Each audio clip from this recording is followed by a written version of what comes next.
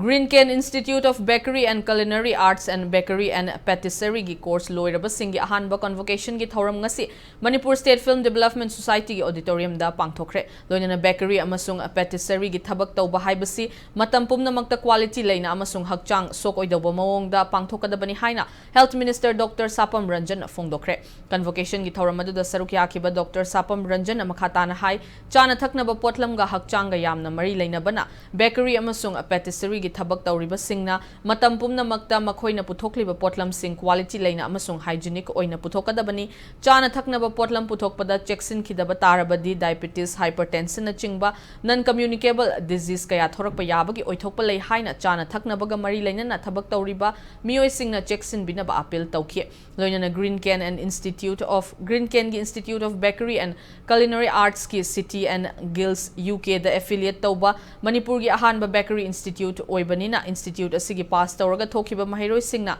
state asigi miyam gi yaifana ba thabak paikhatlakani haibagi thajaba minister na fongdoke convocation gi thoramadu the institution asidagi pass out tawkhraba mahiroi chamaga marfu humdoi the certificate khutsinake cake nina sarga patties nina sarga agoi pasdamagi substandard to layeraga the ultimately health of the dynamic kadorina is it harmful to the child is it harmful to the human being habdu yam kupna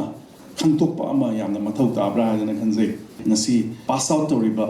to all the students who have I would say expertise in the bakery and patisserie arts sida hygienic food yamna mathau tai everything is related to what we eat. The most important thing is the quality stuff has to be maintained.